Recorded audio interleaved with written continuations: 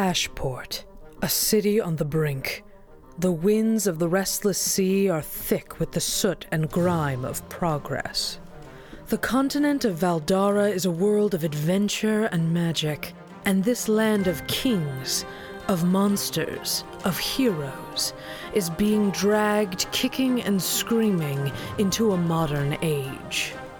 Crime lords battle for control of the city's underbelly, and the common people struggle for survival. All the while, politicians congratulate themselves on being a testament to enlightenment. The Birchfield Institute, a shining beacon through the smoke, leads the way, merging science and magic to improve the lives of those who can afford it. The divide between the common and privileged is growing wider, day by day.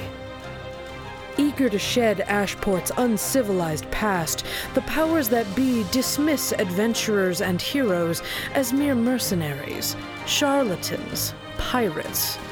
Only a select few, through sheer nerve and talent, become sanctioned by the Institute to recover ancient knowledge and artifacts for study and safekeeping. With Robin's watchful gaze on us once more, we made the decision to take care of our friend Gregor. Like I said, business is business. It's nothing personal, the Institute is just willing to cut us a better deal. A quick stop at the Show and Tell, brilliant name I tell you, for some new pants and some more information about just what this so-called Reesman was up to. We made our way to the Devil's Washboard and packed up the loose end as quick as you like and delivered him to Robin in his own crate even. A successful audition for the Institute is one thing, but I have my eye on our meeting with the fence this evening.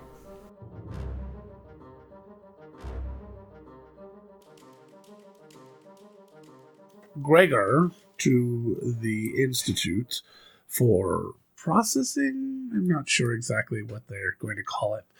For questioning. Proctoring. We use proctoring as a verb. Does that work? It means overseeing an exam. Yeah. So you can proctor. All right. So we dropped them off in the proctology department? You guys have some ill-gamed... You might feel a little pressure. Sorry, Logan. Nope, that's what we're here for.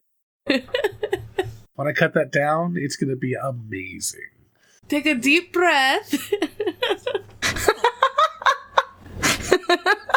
First break of the session. Nice and early. Do remember, you don't have to be polite. If you want to laugh, please laugh. It sounds great. It's very strange when there's like 6 jokes in our first episode and Angela's the only one laughing. So I was forgetting too because I'm like, I shouldn't laugh because I want to hear what people are saying, but they can't hear. The laughter will be good. It will sound great. You know what? We're just going to do a bunch of canned laughter. I'm going to take laughter from all parts of it and put it everywhere so you guys think everything's funny. There you go. Just make us super cheerful. Pull a, what's his name? God darn it. Who's that comedian? With the face? That doesn't help. Yep, I know. The comedian with the laughter, guys. Just remember. He's got a face and hair. Yeah. Oh, and he has that voice. I used to do drugs. I mean, I still do, but I used to too. Oh, Mitch Hedberg.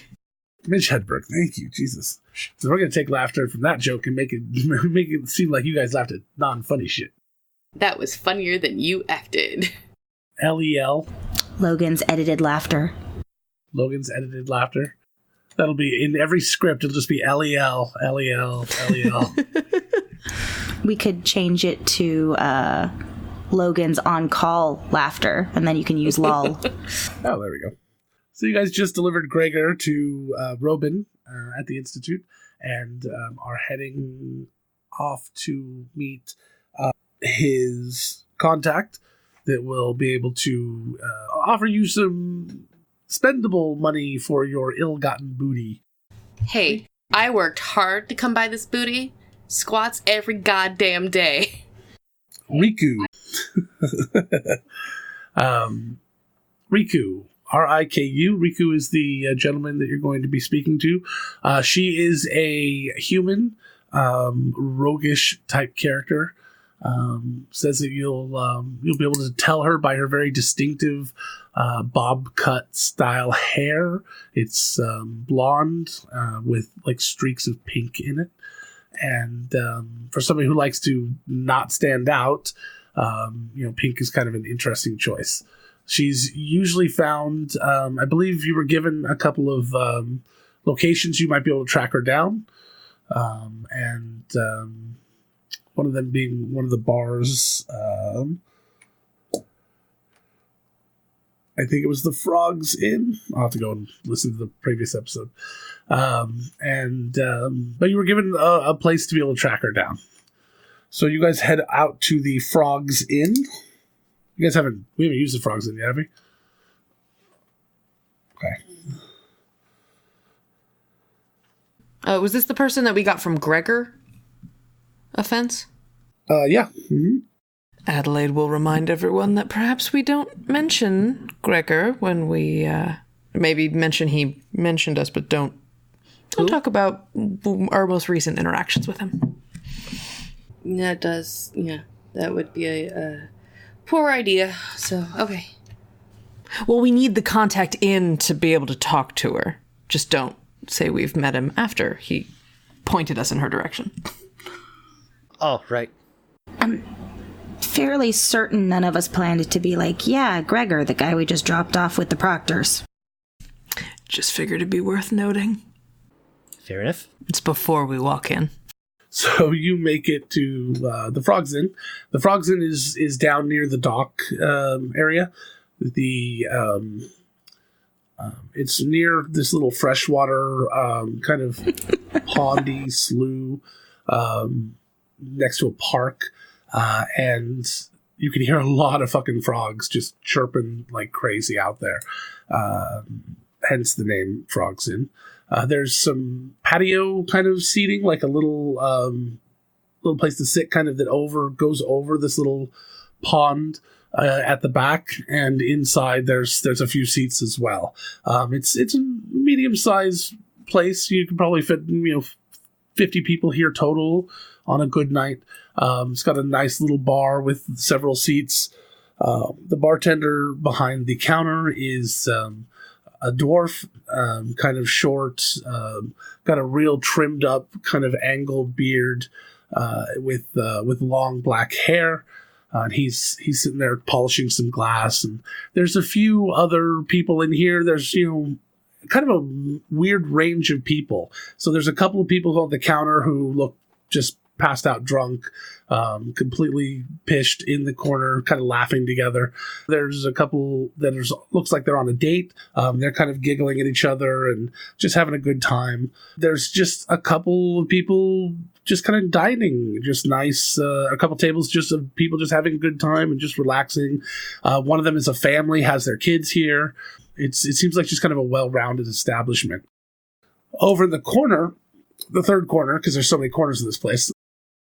I was going to ask, how many corners does this place have? It's just all corners. Everything is corners, all dark, seedy. It's perfect. The bar was designed by Escher. Except for the center, which is, the one place where the family sits. That's not the corner. But other than that, it's just all corners. Everybody just stares at the family. Why are you dining in this non-Euclidean establishment? How do you even get in? There's no doors. It's only corners. It's actually a tesseract. You can get in, you never leave.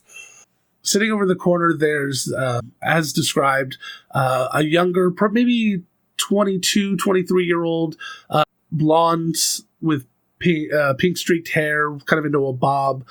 She's got kind of heavier, angled features, and she looks like she can hold her own in a fight. She's wearing just kind of normal, everyday kind of clothing. She doesn't even seem to have any gear or stuff on her. And she's sitting there eating a bowl of soup with a mug of some sort of drink. Anyone like to make an introduction? Sure.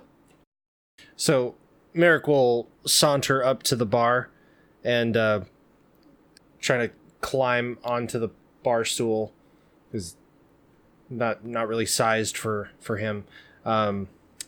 Flag down the barkeep. So the dwarf will come over. What can I do for you? I want to buy her around. And point at the fence. Come here. He leans in and goes,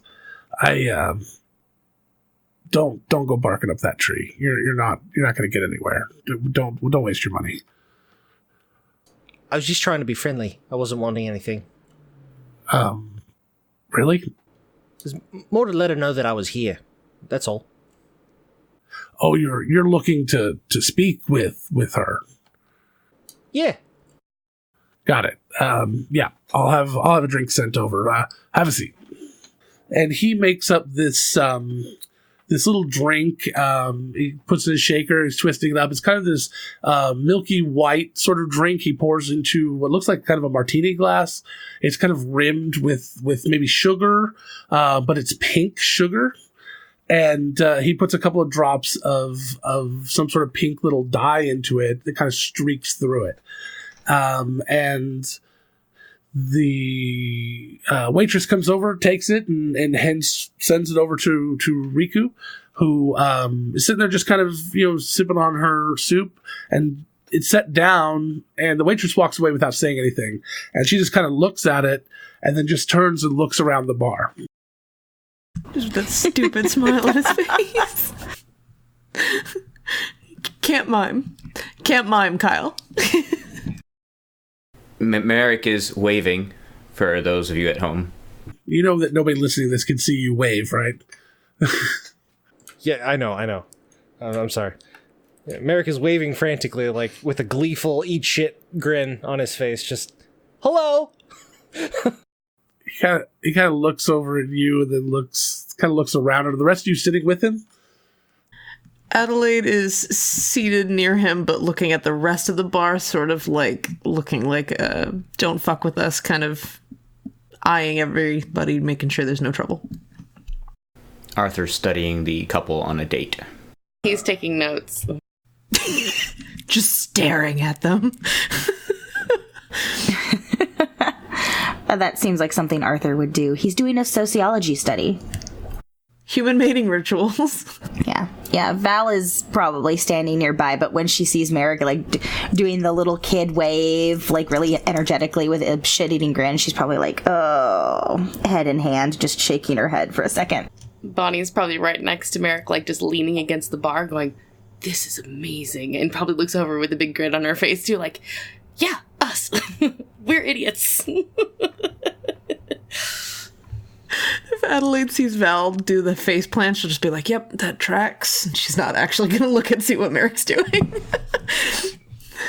Riku stands up and starts walking kind of over to your table, but doesn't really look at you or acknowledge you. She kind of just nods to the bartender, and then she walks right out the front door. And about a second later, the bartender says, hey. And he slides you a piece of paper. Much obliged. And he kind of sits there and leans on the counter and has his hands out for a tip. Merrick will slide 2 silver over to him. He'll take it, tap it on the counter. Thank you. I'd get there as soon as you can. Much obliged. Thank you. And Merrick will walk back over to the table and open up the piece of paper and show it to everybody who's there. What it says. So it just has an address on it. It's about 2 blocks down and says apartment 3. Are we sure that she's a fence? What else would she be?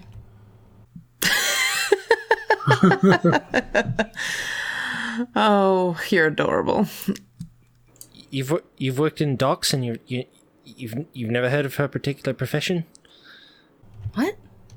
Merrick, she wouldn't deal in the middle of an inn with this sort of crowd. You don't know her. Don't put her into a box. Well, and even if she did, we'd be going upstairs, not 2 blocks away. Oh! That's fair. We should go. Also, if you get nervous, no money has changed hands yet. You're fine. We can just leave. No, she'd be way prettier than anyone I've ever seen. All right, come on. Adelaide will get up and start walking. Not gonna lie, as soon as you guys said pink bobbed hair, the only thing I could picture in my head was Kendall. So now I'm picturing Kendall as Riku. She's a fence. That's great. Guest NPC. Oh my gosh, don't even. She would die. She would die the happiest death to be a guest NPC. That's all she's talked about for weeks. Is, Daddy, can I please be a guest NPC?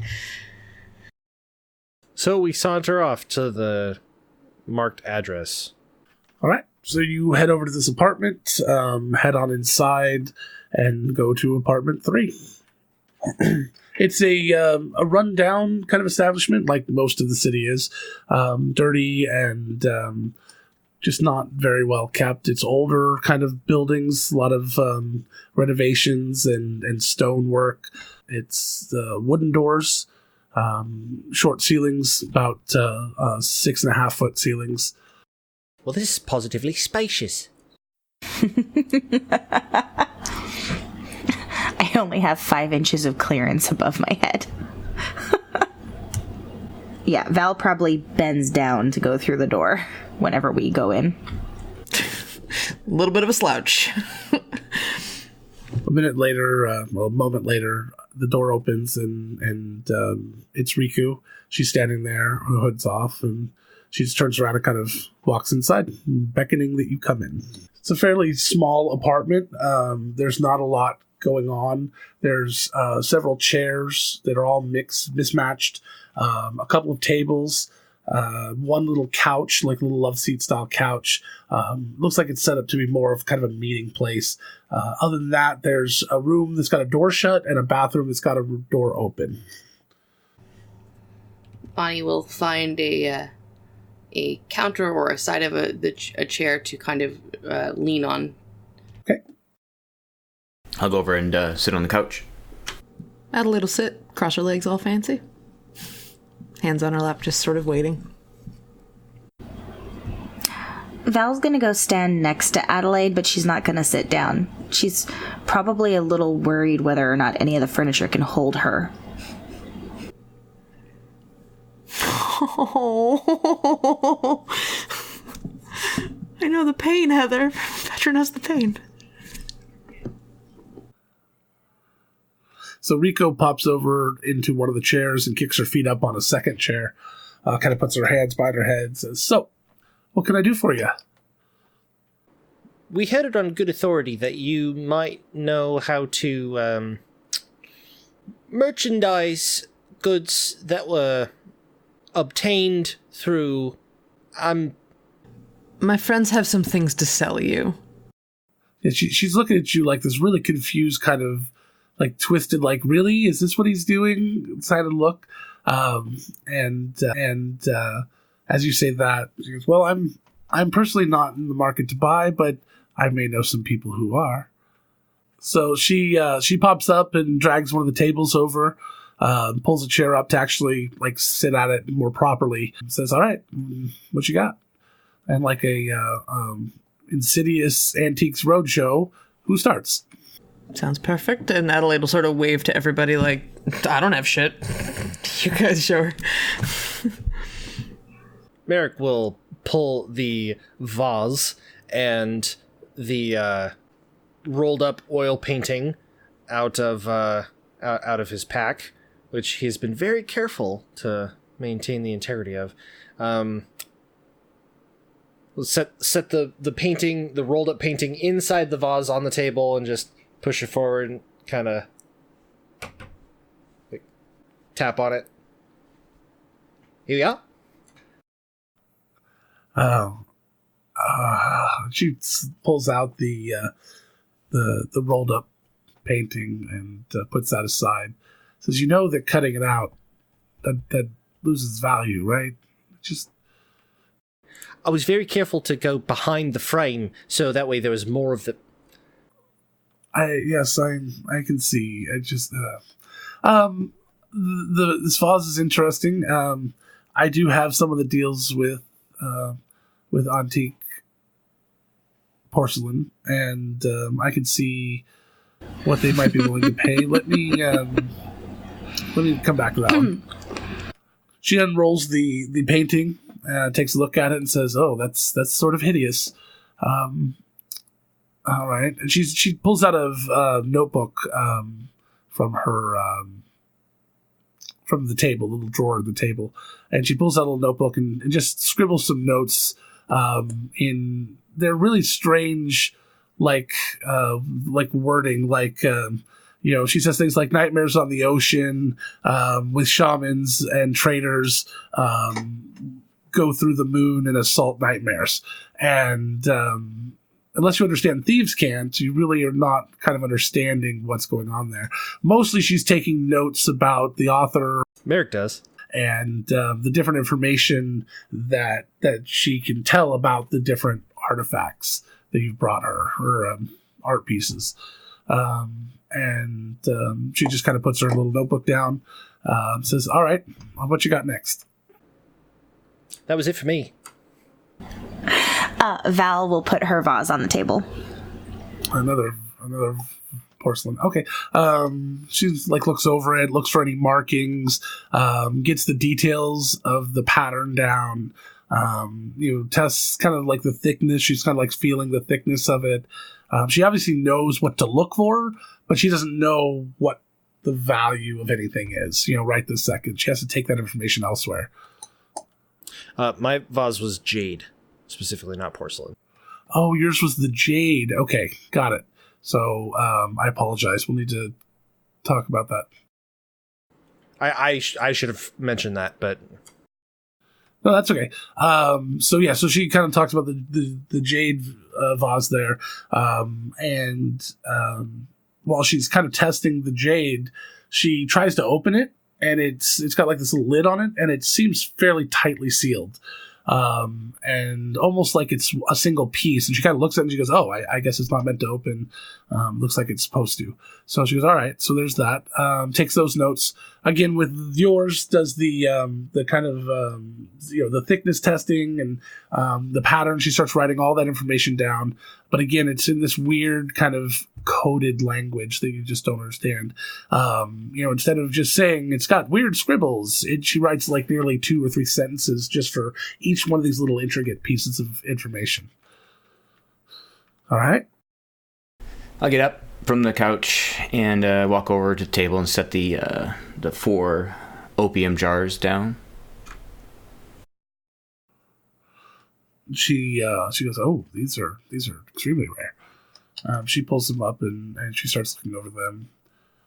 I do have a very particular collector who would be very interested in these. Let me.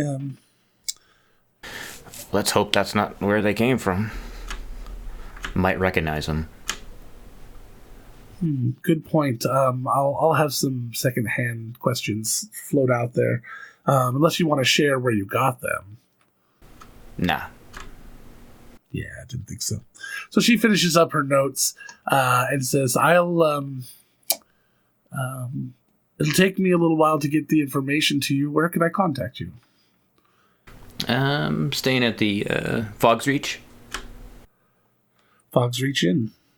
My name's Arthur. Arthur?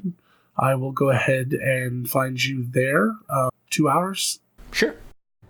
And Bonnie will pull out the crystal inkwell and blotter and the 3 glass paperweights. I mean, they're probably nothing fancy, but... Oh, I apologize. I thought this was it. She kind of looks over the paperweights and says, These are interesting. If they're a particular interest to one of my clients, I'll let you know. I have one client that collects a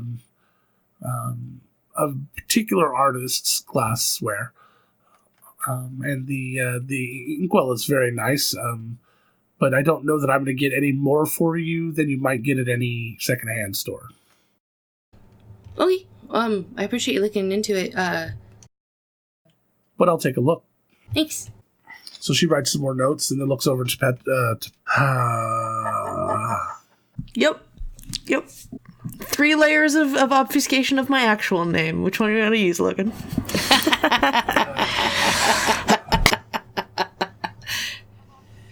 We're playing too many games. Looks over to Adelaide and, expectantly. now that she's already been called out once. Nothing to share. Just escorting. So I'll see you all in 2 hours, or am I just meeting Arthur in 2 hours? We'll all be at the inn. You'll probably see us. Excellent. So she stands up and motions for you to collect your things and head on out. Thank you for your time. So you guys pick up all your bits and bobs and head out. What do you guys do for the next 2 hours? Anything in particular you want to do, or do you guys just want to head out on your own? Or just kind of go back and wait till she shows up? Merrick is going to go report back in to the crime family that he works for. Basically say, hey, this is the situation. This is, found a new fence. Basically report in on what he's been doing the last couple of days. Okay. Can you describe a little bit more about this crime family? Do they run a guild, or is it specifically like a mob, only people in the family type attitude? What? It's more of a guild, basically like an association of like-minded individuals. Cut purses, assassins, various, political spies, that type of thing, all associated. Okay. Is it a tight-knit, close group, or are there like different factions within this larger organization? There are different factions within the organization, but the one that he reports to is basically his adopted, literally family. Is that someone took him in off the street when he was very young and raised him as their own and trained him to be a rogue. So he's got that's pretty much the criminal background. That informant that I have is basically with a member of the family. Sure. Perfect. Does this portion of this large organization have its own moniker? I was thinking the pads is what we go by. The pads. Like foot pad? I love it. Merrick's real father is a planet. Kyle, are you in the Fantasy Foot Clan? Is that what's happening here? Don't ever say fantasy feet. That's just not a thing. It's the wrong kind of podcast for that. And does the greater organization have a name that you've come up with yet? Not that I've come up with yet. Okay, so that's something we'll work on. Is it Malik or Merrick? Merrick. Malik is in our other game, baby. Yeah, okay. It's Merrick, and the family's name is Strider, their official surname. Okay, so Merrick, that's your guild. It's the pads. Okay, I'll probably cut a lot of that out. No one needs to hear the behind the scenes stuff there, but might hear a little bit here and there, but that's fine. All right. So from there, you guys head back. You go and report to your family. So you guys will meet back up with everyone else. Merrick, and Petra and Malik and anybody else? Arthur or anyone do anything? When Adelaide gets to the Fog's Reach, she's going to try to get a tea, something with a lot of caffeine in it, and then proceed to just go through her personal notes, like her own personal journal, anything she's written down about the last time she auditioned for the Proctor. She pretty much notated everything that happened last time and is just sort of preparing herself. So any sort of examinations that might have happened, any actual tests and auditions she had to do, any, errands they made her run, that sort of stuff. She just wants to remind herself and, sort of fester in it a bit. Sure. Yeah, of course. You're just reviewing everything, making sure that you're on top of it. It's like studying for an exam. You just want to be perfect next time. No matter the idea that if it had just been a different group of people you were competing against, you probably would have been top of the class. There just happened to be one person that was better than you. You have to become even better. and that fits right kind of into your wheelhouse there. Walking that fine line between over-preparedness and obsession. Anyone else? Bonnie's gonna pull out her violin and just kind of play to pass the time.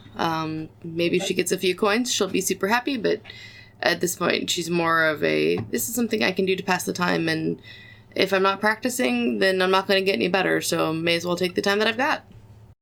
All right. And Val will go check in with the knights just to make sure nothing's come in that she's been assigned to, nothing she has to go deal with. And then she'll head over to the Fog's Reach. Nothing right now. So you all gather back at the Fog's Reach. It's been a little under 2 hours. You probably gather dinner, drinks, getting ready for the evening. And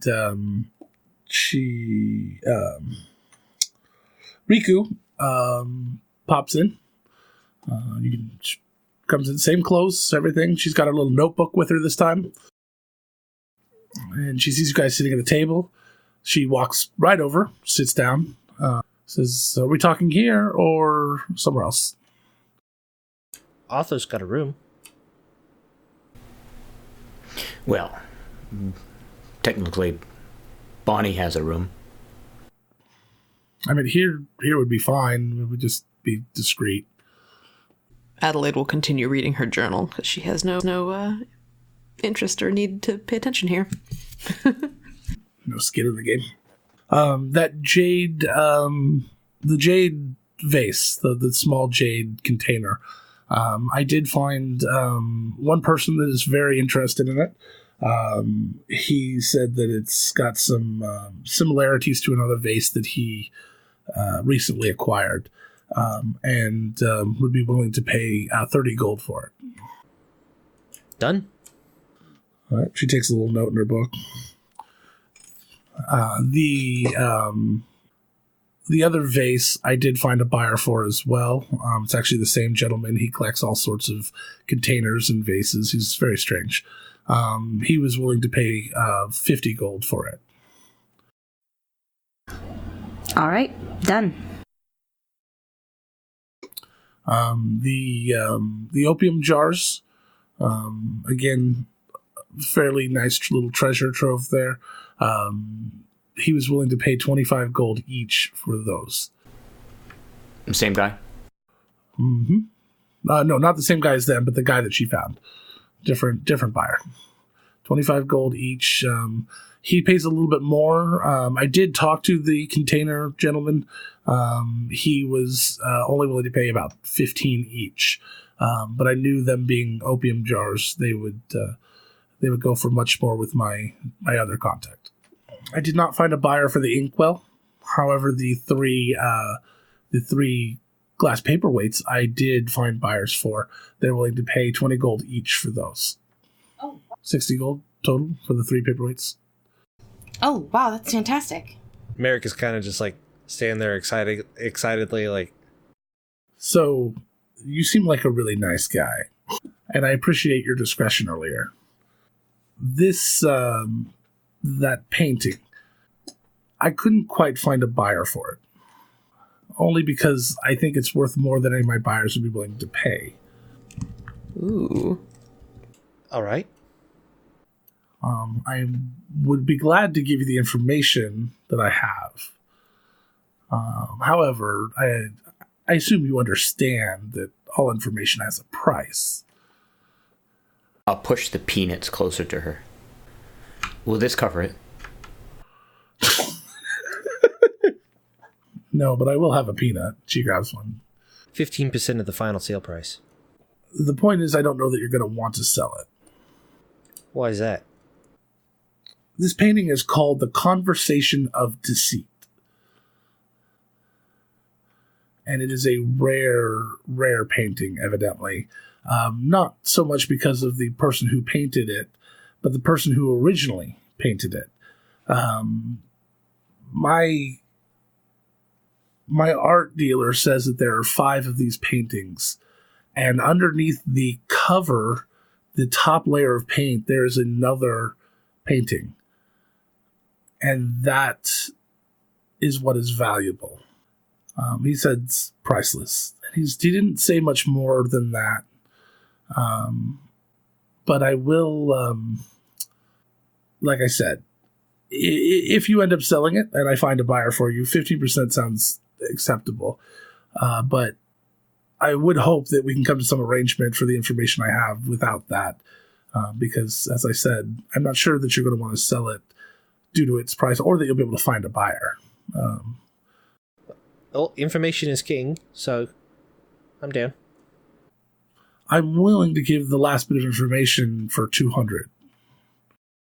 Well, that's more than I have. Sorry. Can we come find you later and get the information? Of course. So she says, tomorrow morning, if you'd like to stop by my apartment, I will have the money. You can bring your items and we'll do our trade. And I will go ahead and double check on a buyer. Sounds good. I'm more interested in why these paintings are so valuable. You can pay to find out tomorrow. And she stands up and gives a little nod and heads out. You know, I like her. She's got like this kind of cool mystique. What did she call the painting again? Conversation of Deceit. But it's a man and his dog. Maybe he's talking to his dog. He's a good boy. Right, so what's the conversation? I'm sure we'll find out at some point. He's telling the dog his secrets. Yes, I threw the ball. The ball's over that way, but the ball is really behind his back. But there's another painting underneath, so the actual painting could be something very different. You might want to get a scroll case or something for that to keep it from getting smushed in your bag. Right. So Merrick runs out the door with the painting. Just gone.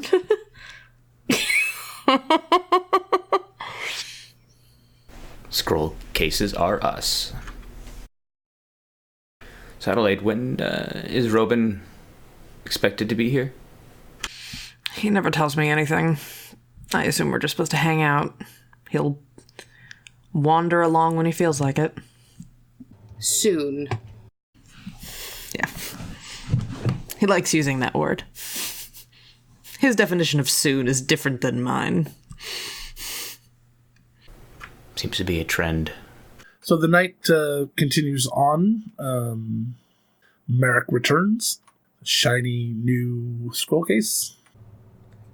I could have just let you borrow mine, Merrick. Sorry, I got excited. It's okay. So you guys continue on for the night, and Robin never shows up. So you guys end up heading out, going back to your homes or to sleep, and then we're at the next morning. Yeah, I assume we probably discussed meeting back up at the Fog's Reach or something to go see Riku. Bonnie gathers up her stuff to take to Riku. Morning. So you guys meet back up at the Fog's Reach. It's a great place. Yes? Adelaide's gonna go to the grocer. She'll meet up with them at the inn later. But she's gonna go see if she can be ornery at Robin. You're gonna go, wait, where? With wherever we dropped off, yeah, where we dropped off Gregor as like a meeting spot. It's like the produce. Yeah, the produce guy. Ah, yes, that's right. The distributor, the distribution center. All right, so the rest of you head over to the apartment, Riku, and you knock and you hear, "Come in." Bonnie will go ahead and open up the door. Oh, hello. Good morning. Good morning. I'm gonna go over and then just lay down on the couch. Lay down. Awesome. So it's pretty much the same setup. The table's already there in the center of the room, and there's a small box on the room on the table, And she sits down and looks up at you and says, for full disclosure, I do have a friend here, just for my protection. Well, that's rather intelligent of you. Not because of us, but because of what might walk in through the door. Of course. Now, you don't see a friend, but there is still that closed door to that secondary room. Gonna bust through the wall like the Kool-Aid Man? Oh, yeah. And then it's going to snap into a Slim Jim, because I'm pretty sure that the Kool-Aid Man and Macho Man Randy Savage were the same person.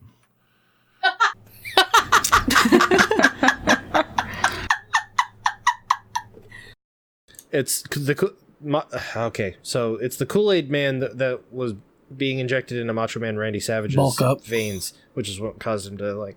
It was like his. I'm loving it. It was like his. Yeah, it was his Bane venom. That is quite a conspiracy theory. Yes, they are absolutely. Ba ba ba ba ba. Is McDonald's involved in this cabal too, Logan? God. Oh yeah.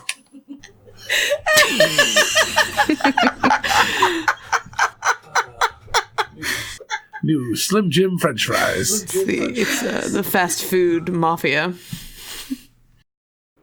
I hate the Colonel. His wee beady eyes and smug grin. Oh, you'll buy my chicken, I know you will. They put a chemical additive in it that makes you crave it fortnightly. Oh my God. Oh. So, Riku's there. So anyway, we have items to sell you.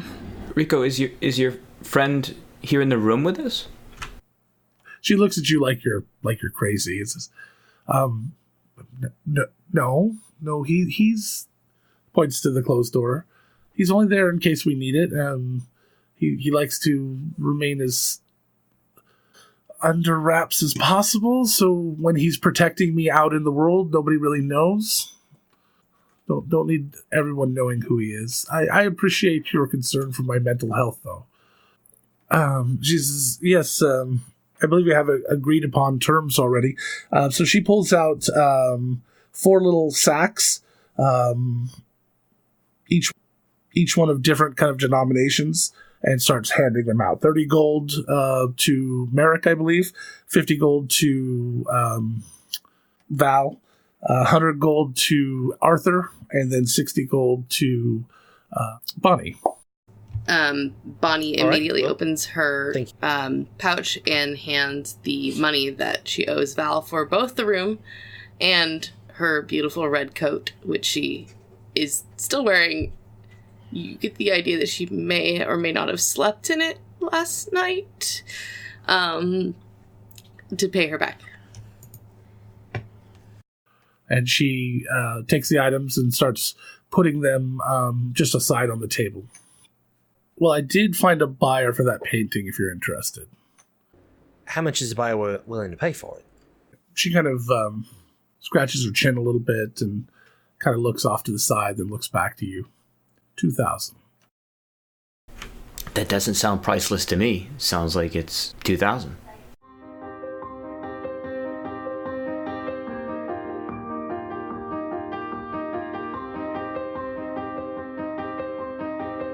Hello, my Goonies. It is I, your fearless leader and dungeon master, Logan.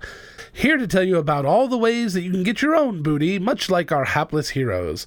Except you don't have to find a fence to get your goodies. As always, we are proud members of the Nerdsmith Network. Nerdsmith.org is a nerdy entertainment network devoted to bringing our listeners the best entertainment around.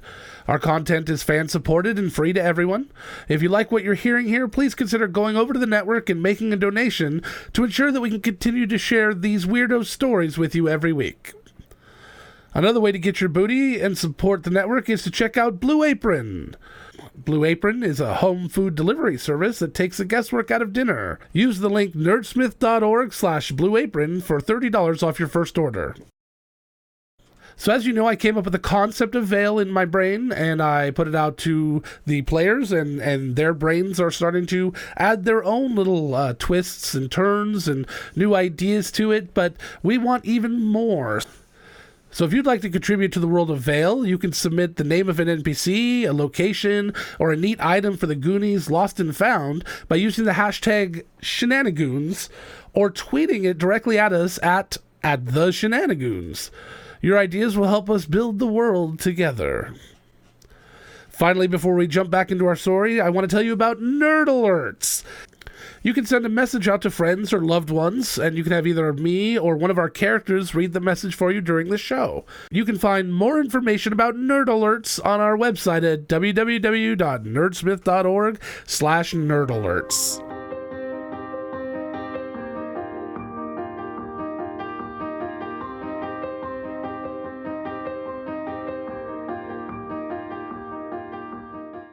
How much is the buyer willing to pay for it? She kind of scratches her chin a little bit and kind of looks off to the side, then looks back to you. 2,000. But here's the thing. I want to find out what information you have so that I can make a more informed decision. I don't know that I can make the sale. Can I insight check? Yep, go for it. So she's 17. She's obviously, you believe that she has a buyer for 2,000. You're concerned about is her kind of demeanor is a little off, not even sure that she would take the deal. Like she's like, okay, it's 2,000, but that's what the buyer. She's not lying, but more of this idea that maybe she doesn't think that's a good price. They did hope to acquire it today. They seemed very interested, adamant even. I understand, and I support you in that decision. I don't think I would either. Here's the thing. I don't know you very well, although I do appreciate you've made me a little bit of money already. Do have an inclination as to your occupation or lack thereof. I beg your pardon. And she rolls up her sleeve up to her shoulder, and on her shoulder there is this rose design, but it's all riveted and like it's made out of iron. Like it's this kind of beaten iron rose, which you immediately recognize as one of the other groups in town, the Iron Roses, another thieves guild. Right. Well, So am I correct that you belong to one of the local families? A simple yes or no will be fine. yep. So then we could come to an agreement that whatever you discover, whatever you do with the information I give you, I will be compensated handsomely. That was my word. 15% of the sale price. You agreed to it. Oh. What if you don't sell it? What if you were able to do something else with it? 15% of whatever gains that I make, you will earn. So, underneath this painting, somewhere, there is evidently some sort of map. At the word map, Bonnie's eyes light up like the biggest gift in the entire world has just been presented in her lap. And if you can get all 5 of the paintings together, it will lead you to something great, evidently. I don't know much more about that. I know that the Conversations of Deceit is a clue, but that you may need to get a few more of the clues before you put it all together. I'd be willing to do a little research and help our partnership here if we wanted to work together. Right. Abso-fucking-lutely. So not dollar signs in Bonnie's eyes, skull and crossbones in Bonnie's eyes, or X marks the spots in her eyes. Yeah, for sure. You'll understand that a partnership such as ours, I would need to consult with my family first before agreeing to such terms. I understand. And hopefully, our families are not at war right now. Not to my knowledge, otherwise I wouldn't be here right at this moment talking to you. I'd be running. All right. Well, it's good to know that you're not the muscle. Have you seen me? Have you not been paying attention? You should meet my friend. Actually, you don't want to. Those circumstances are not happy. She stands up and she offers her hand. He offers it up, well up. And she'll shake it. So we're agreed then. 15%. And I'll do what I can to help you. The agreement was 15%. That's what I said, 15%. 15%. I thought you said 50. Oh, for fuck's sake. Perfect. Yes. And I will talk to my family about such an alliance of trying to find whatever map, clues, deceits are to be found. Excellent. I'll be in touch. And you guys head off. So then we'll cut over to the fresh crate. So you head over to the fresh crate, Adelaide, and you make the signals necessary to be allowed back into the back rooms. And you start heading back there. Now, do you just go straight to his office, or are you going to wait around in one of the rooms for him to show up? She will, she'll go to his office. She's a little perturbed. All right.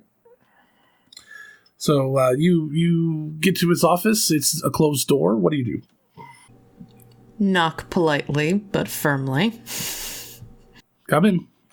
All right, she'll go in. All right. So it's a modest little office. He's got some paperwork on his desk. It's very clean. Everything's neat in its place. It's got a little sideboard with a hutch on it, some little tchotchkes, but not a lot.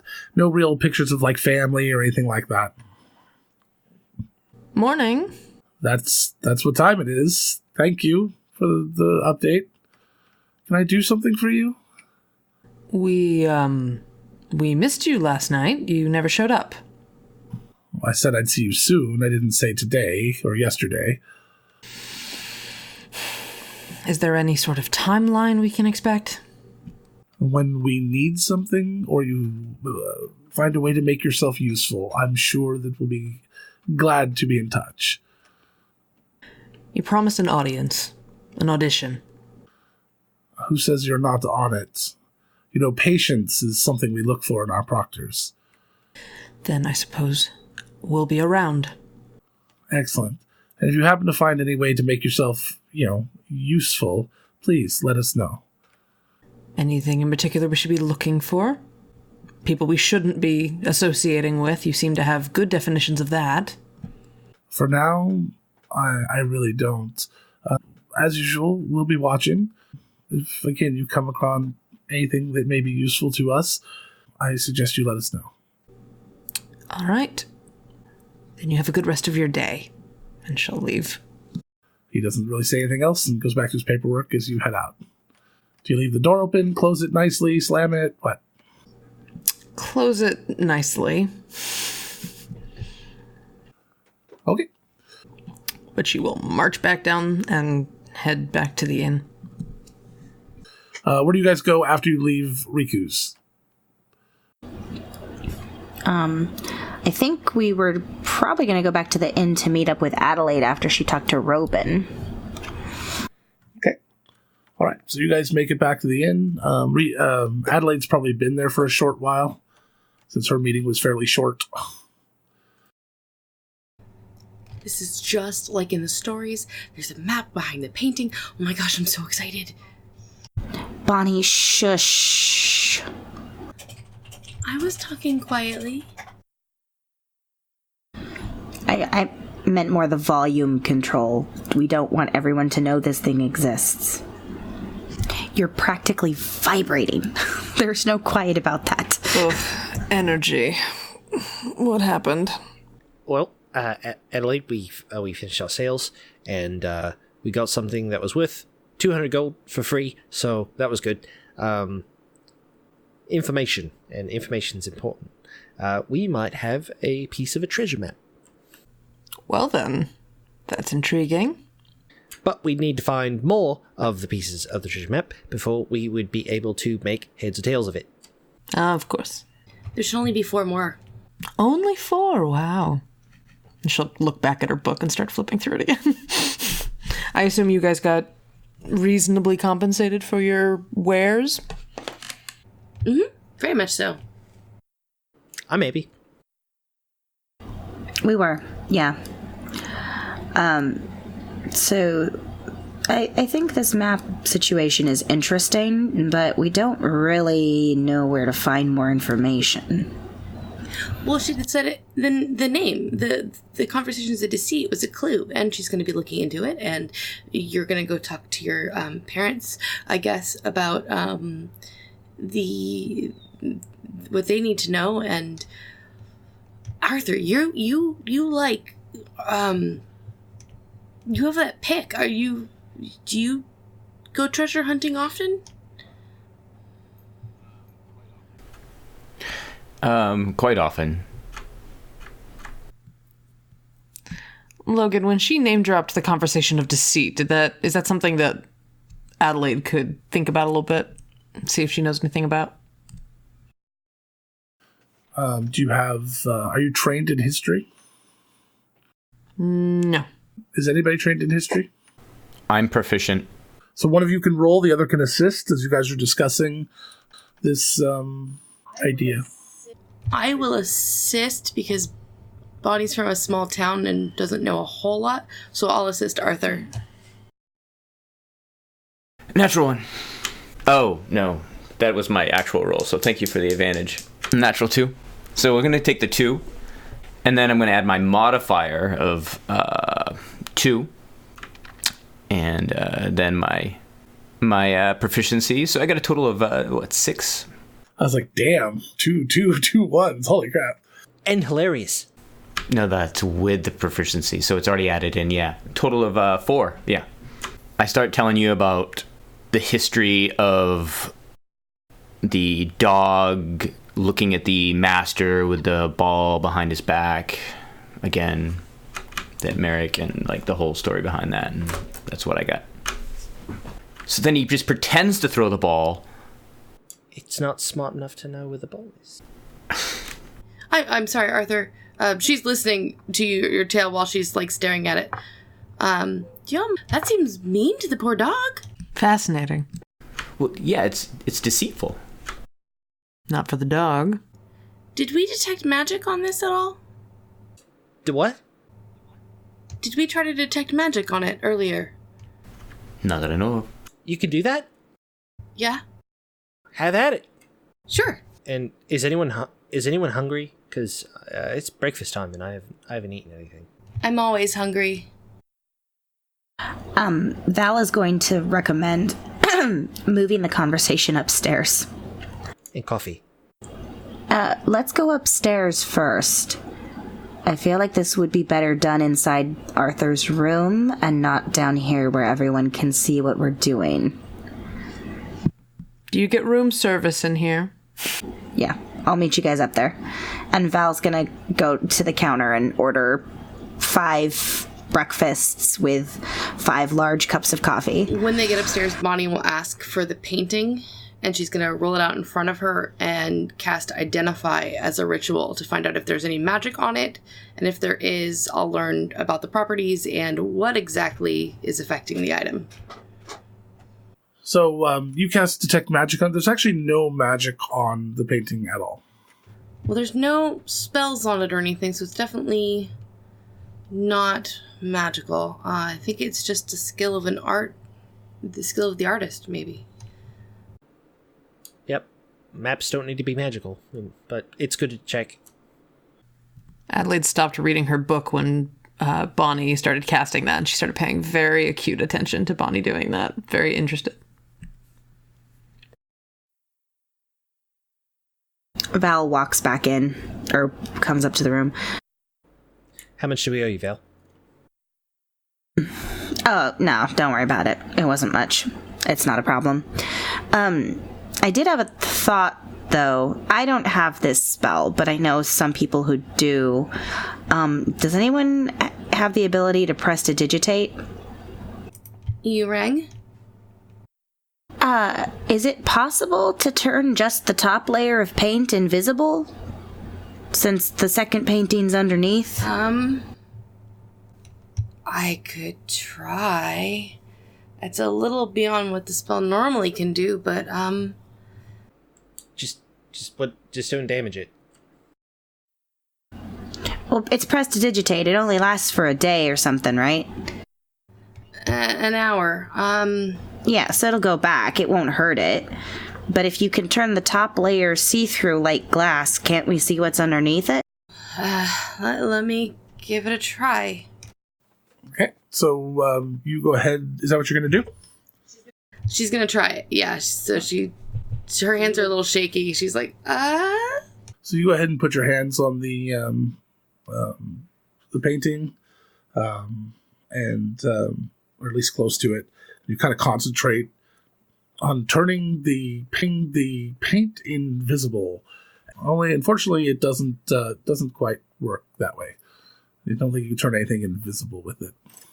Yeah, I'm sorry. Well, maybe we should wait until we have the other pieces so we don't have this map laying around for other people to find.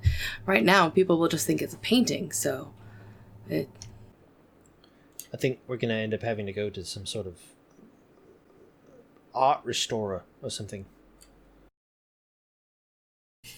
That would be really great. I'm reading about it. Flips a little bit to the front of the book that she's reading. Not at the moment, though.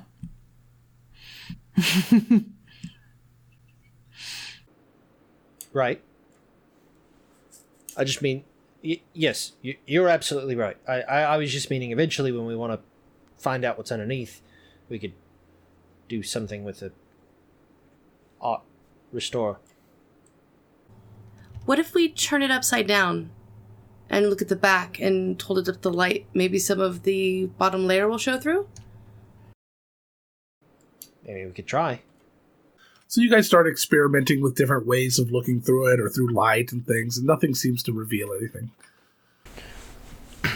I'll plug the black light in and look at it under the... Nothing on the painting, but this hotel room, oh my god.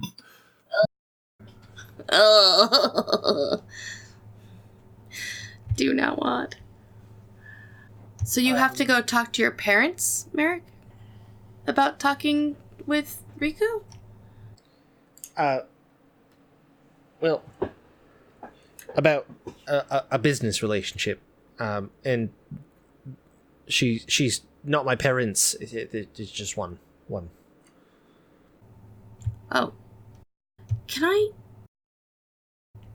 see the map again one more time? I'm sorry. She spreads it back out again. I want to try one other thing. And she places her hands on it and she casts Prestidigitate again, but this time with the idea of removing anything like dirt or soiling from the map. Maybe the top layer could be considered soiled. As soon as you do that, the top layer of paint vanishes. And underneath is a beautifully detailed, hand-drawn portion of a map.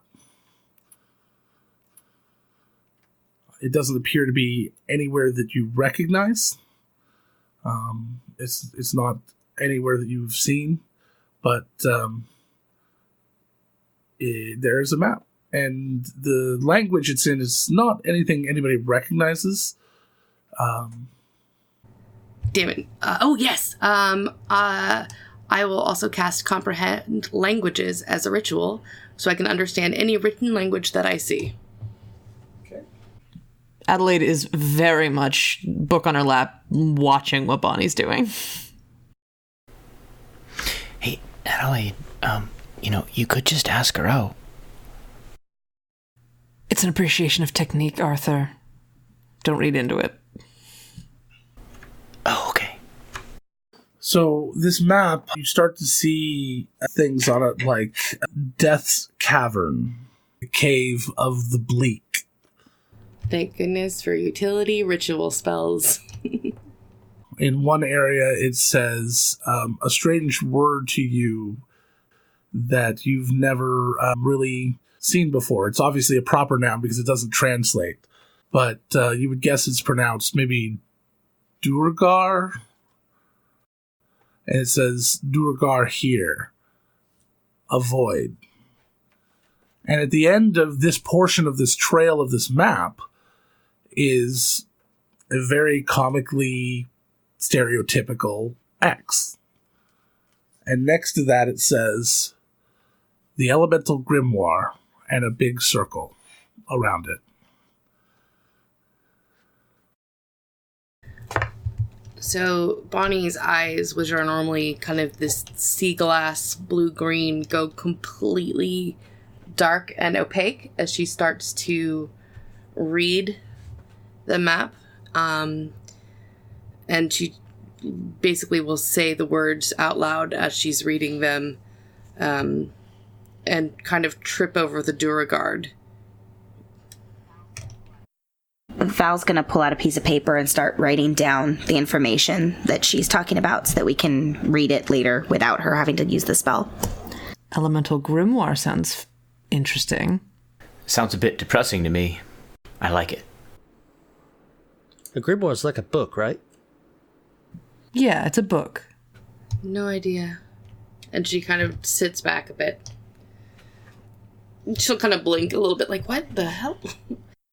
Yeah, what are Duragar, though? That would be a knowledge history or nature. Yeah, so history or nature. You can have one person who's trained roll for each, and then if you have a second person who's trained, they can assist. Okay, damn it. Because I rolled 2 first, and I had a 19, and I just rolled a 2. So it's, yeah. Don't know. 4.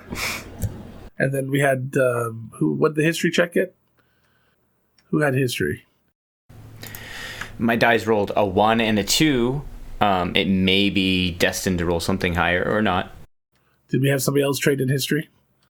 I'm still reading the thing, so I don't know if that means I could assist Arthur or not. Awesome, guys. It's an 18. So you are familiar with the term. They are a type of dwarf. They're called dark dwarves or deep dwarves, as a more common parlance. They are basically kind of an evil version, stereotypically, and they have some special abilities. They live under the ground, not like dwarves lived under the ground. They live so deep that they very rarely ever come up to the surface. Oh, that's strange. I really like dwarves. Most of them like me, too. I imagine you stay that deep down under the ground, you might get a little squirrely. But squirrels live in trees, though. So does that mean that this map is for underground?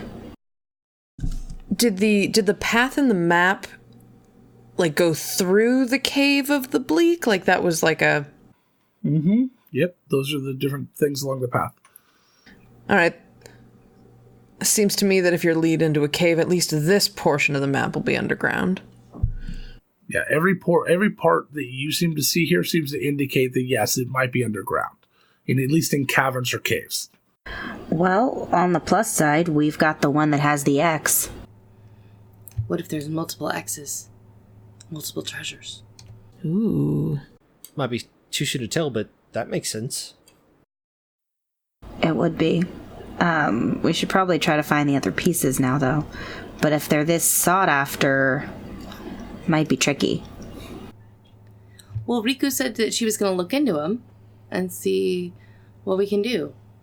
Sounds like an excellent partnership if it means to treasure. We could always go rob more mansions. Yeah, I agree that treasure is useful, but if she's asking questions and digging up information, people are probably going to wonder why. Right. So, I'm going to go have to talk to my family.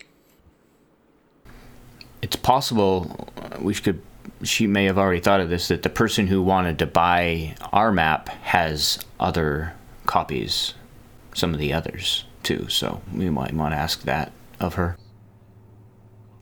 That's what I was thinking. I'll be honest, this sort of thing seems right up the alley of the more academic set in the Institute. Could be someone there. Yeah, but wouldn't they want to claim whatever we find? Oh, of course, I just meant who the buyer might be. Ah. Is this something you're bringing to Robin? I hadn't decided. For the record, he just said he'd be watching us. There's no formal audition, so anything we bring to them that would be useful would go towards consideration for admission to the proctors. So basically everything we're doing now, they're already probably aware of. Yeah, probably. Maybe not in the room, but I wouldn't put it past him. That's creepy. He's kind of creepy. So that follows. But if we do tell them and they have more information about the other pieces, that means we could get there faster. And then Bonnie jumps up on the bed and pulls her cutlass. And then you pull the dab across and you keep it for yourself. Ha ha! Oh my god. Okay, that just happened. Relax. So Logan, out of character, would we know, those of us who live in town, about whether or not the Institute lets people use their library or anything at all to do research? Is there one they have that's open to the public? It's not going to have probably 90% of what you actually want to be looking up when you start getting into this type of territory. That's more for the idea is to educate the common man, not necessarily really be able to disseminate all the information that exists. The Institute is very much there's certain things that people should know, and there's probably certain things that people should need to know. And they are the ones, at least right now, making those decisions. Okay, so we may or may not be able to find anything. Right. Bonnie sits back down looking a little chagrined at her over-enthusiastic piratical outburst. As long as she doesn't accidentally chop anybody's head off, we're fine. I am skilled with this. I wouldn't accidentally chop anyone's head off or dismember them. You just jumped on a bed with a sharp blade. I jumped on the bed, then pulled the sharp blade. Very big difference. Questionable. Don't do both at the same time. That's when accidents happen. One after the other, more control. And that was only a fifth of the way to the map. I can only imagine your enthusiasm as we keep going. So what are you guys doing with this, with the map at this point? I'm going to roll it back up and put it in the scroll case once they've taken their notes. Okay. Not going to try to undo what was done or anything like that? It only lasts an hour. No, with cleaning, it's instantaneous, so it lasts. It doesn't undo. There's no ongoing magical effect. Anything instantaneous is just an instant cast. So it actually is completely cleaned now.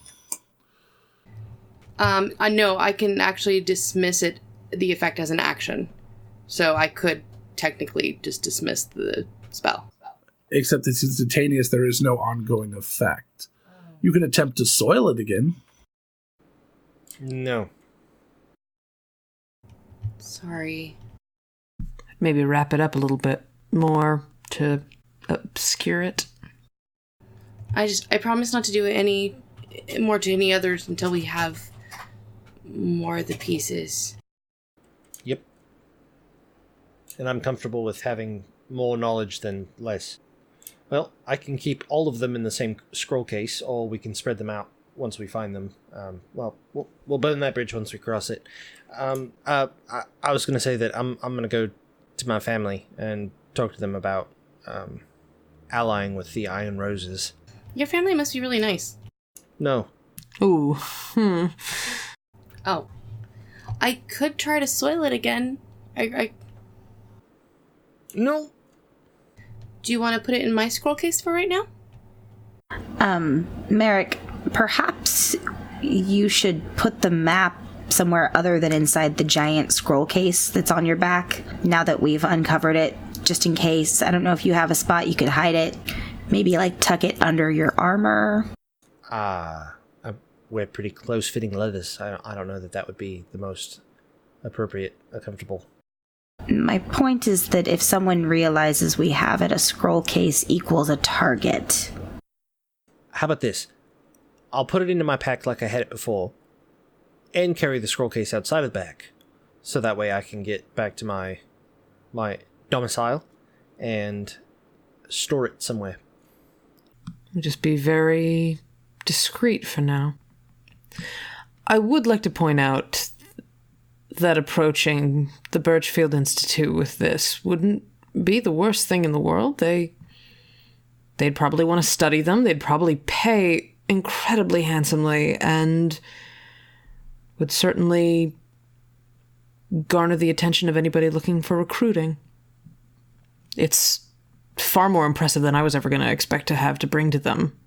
But what would happen if we got to the X and got the item? Would they take it? We'd deliver it to researchers. They'd look into it. They'd see how it could be used for any number of things. They have their hands in a lot of arcane pots, as it were. Magic jaws, if you will. Or, like I said, you pull the dirty double cross and you keep it for yourself. She flips a coin into her hand. I'm glad that's the first thing you went to. I'm not. She kind of drops the bravado for a second. It's easier to think that way, to not be afraid of getting in over your head. I'm always in over my head. Adelaide would want to know if they were okay with her talking to Robin about it. Talk, yes. Take, no. This is exactly the thing. Oh, absolutely not. I wouldn't take it. And maybe we should make it sound like we've found information on it, but don't actually have it, necessarily. I can relay everything that happened before we cleaned the map. See what they know. I'll go. It's good to have someone at your back, just in case. I'm not worried about Robin in that way, but he's capable of being pretty devastating in other ways, so sure. If you want, that's fine. Do you want me to come with you? It sounds like, Merrick, this is something you have to do solo with your family, so...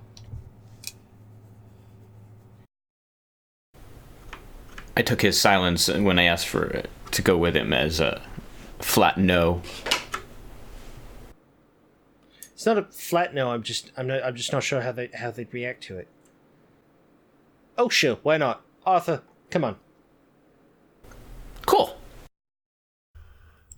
All right. So you guys split the party officially, and you the two of you head off to meet with. Do you have a name for your family member? Liara. Liara. And that is who to you exactly? She, pretty much, as far as Merrick knows, and this might be the end of it. She adopted him, basically, like found him on the street as a very small child, and brought him in and pulled a Yondu, where it's like, oh, he's a halfling. He's going to be able to fit into smaller, tighter spots. So she's Mary Poppins, y'all. Is she like the matron of the family? Yes, that's why she was able to make the decision to actually bring him in. is because she has that clout. Got it. All right. So, describe Liara for me. She is half elf. She's probably north of middle-aged, starting to show signs of a little bit of wear and tear, as it were. She is also a rogue. Not sure what path she went down. What's she like personality-wise? She is pretty reserved and not overly affectionate, but she does have a very dry sense of humor, which is why Merrick kind of acts out a little bit, is because he wants to get her to laugh, like he's trying to make her smile. He thinks of her as his favorite aunt, not as his mom. All right. So you guys head off and arrive. Is it an estate? Is it a house? An apartment? Real low-key house. Not live a super wealthy lifestyle. Do I need to know, like, some sort of secret knock or something? Yeah, so what you want to do is you want to go to the left of the door, and you want to rap 3 times, then go to the right of the door and rap 5 times, and then sit with your back facing the door, and someone will come get you.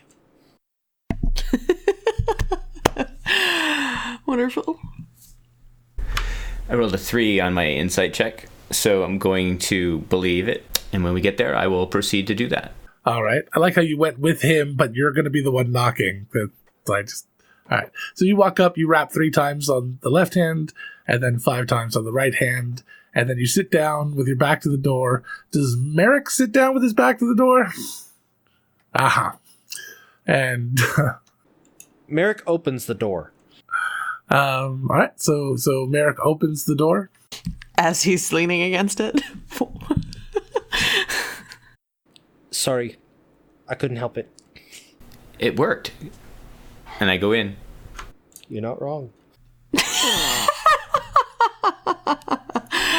Brilliant. All right. So you walk in. You find Liara. She's maybe making some food over there, cooking over a pot, and she looks over. Good to see you. You bring company for dinner.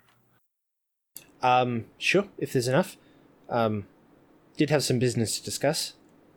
There's always enough. I'll greet Liara in Elvish. Pleasure to meet you. Merrick has told me absolutely nothing about you. And Does Merrick speak Elvish?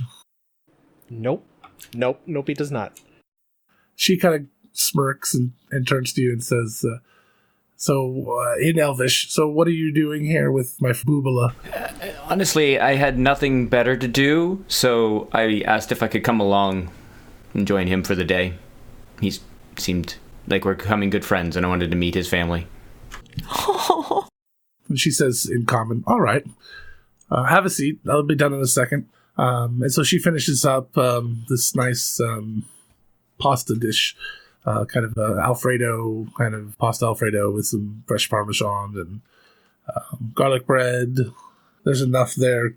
There's enough there to feed an army, of course. She puts everything out and just says, "Okay, help yourself." And then she gets some drinks, some lemonade, comes around, sits down, and says, "So, we need to discuss something?"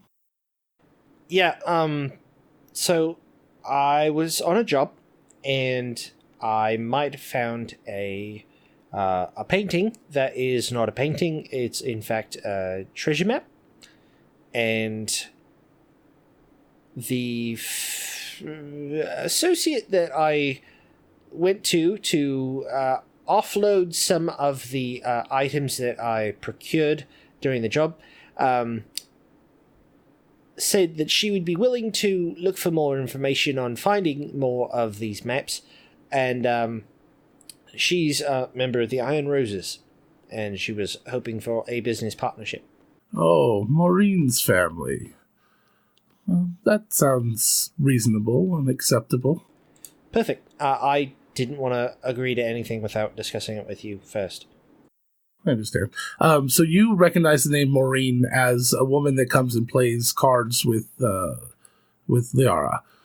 There's usually 4 or 5 of them that play cards together, and yeah, so you recognize her. She says, "Oh, that sounds very acceptable, and I think you're coming into your own very well. I think you're ready to kind of step out on your own a little here. I know normally we require you to bring things through the family to take care of, but from here on out, I think we'll, for a trial run, let you kind of handle this one on your own. Just remember, the family deserves respect, and of course, a little tithe now and then. Just make sure that we get our due, and we'll be there to protect you." Always. This food is amazing. So, that wraps up you guys there. You guys have a nice little meal. We'll cut back over to the rest of you heading back to the Cabbage Patch.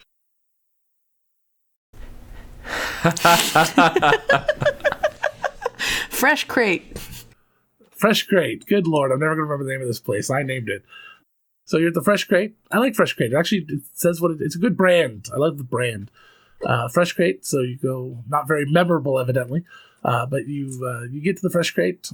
You head back to the back. Are you going straight to his office again? Mm-hmm. No, we're gonna be a little more respectful and go to another room. But before they get there, Adelaide's gonna talk to Bonnie and Val and ask if she was planning on disclosing the fact that there were other parties interested, Merrick's family, or I assumed they told her, like, the discussion that happened during the fencing. Did Adelaide find out about the conversation you had with Riku? Yep. No reason to hold anything back. Realizing it now, I probably would have brought it up during the meeting with everybody, that if we disclose to the Birchfield Institute, we probably should tell them that there are other people interested. And I don't want to, cause a competition, but at the same time... Well, I thought it was more that they were just going to help us find them with a little bit of a kickback, so... I don't know the Institute enough. Would that be something that would bother them? Maybe a discussion can be had between parties if more than one group is aware of these artifacts. Yeah. Well, it's more like an informant situation in terms of working with someone else. They'd be hiring us to acquire, and we would give them to them or to whoever lays claim to them in this circumstance. So the way that I've seen it working in my head is the fetchers are hired hands. The proctors become a part of the institute. You would basically you wouldn't necessarily get a salary, but you would be taken care of through room, board, magic items. They'd equip you for whatever you would need for an adventure to go out and find these artifacts. And of course, while you're there, you would keep anything other than the 1 or 2 major artifacts they're looking for. Now, the things they look for are not necessarily magical all the time. They could just be books or knowledge or information or old relics that may not have any magical ability at all. They just might be historical of nature, in addition to some magic items and things. So, for the most part, though, you won't... they will help you out. You won't necessarily you don't have to turn everything you find over to them. Just what's at the X, potentially. Potentially. And in this case, maybe or maybe not. But again, once they have it, being proctors, once you're involved, you would have access to that item as long as it's not something they deem that needs to be destroyed. Logan, would it be okay for Adelaide to sort of be aware of how that works? That she knows the terms of joining? Okay. Yeah, that's kind of why I was telling you. So yeah, you kind of the idea is that they're going to take care of us, and then we do this stuff for them. They give us the tools to be able to take care of these things and be successful.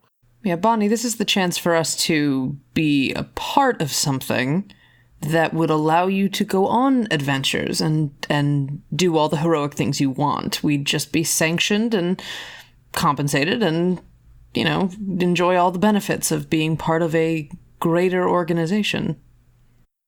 Well, I understand. It's a privateer versus pirate situation. Sure. I was kidding. You do know that, right? I'm aware. I just want things to be clear. Totally fine. I tend to try to follow through with what I promise, all evidence to the contrary. I'm not opposed. All right. Well, then, disclosure to the point of how much we know already seems to be the name of the game. That seems fair. We'll see what they know about the maps before we approach with the actual map we know about. So you're at the Fresh Crate, and you go back to one of the special rooms there. Always smells like nice, fresh vegetables here, which is nice. After a few minutes, Robin shows up and opens the door, sees you, and goes, "Oh, all right, back so soon." Adelaide's got her arms crossed, and she has a relatively pleasant smile on her face. Bearing gifts. All right. A gift. Information. Oh, the best kind. Have you ever heard of something called a conversation of deceit? No. Well, apparently it's a breadcrumb that would lead to some very interesting artifacts. All right. It's part of a map. They are part of a map. It seemed to be something that would be of interest to the more esoteric members of the Institute, the ones that like treasure hunting and artifacts and things of that nature. I understand what you're getting at. I'll need a little bit more information, though. Where does the map lead? Do you know what the prize is? Yes, we do. Something called the Elemental Grimoire. Of Doom. His eyes kind of perk up a little bit when you say that. And he looks over to you and he says, "You're saying that you have one of the pieces of the puzzle to find the Elemental Grimoire." We know where it is. Subtle. Well, the Institute has a piece as well. Knew I could count on you. But whose piece is bigger? All right, Adelaide. Sounds like you found a way to make yourself useful. Glad to hear it.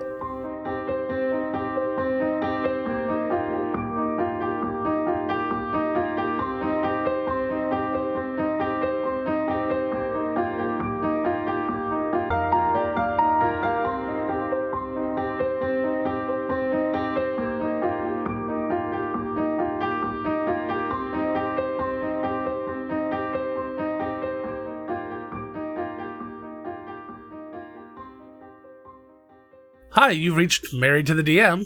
Tessa and Logan, Aren't here right now. please leave your gaming Or relationship questions at the sound of the beep, and we'll get back to you. during our next episode. Till then, The couple that plays together. stays together.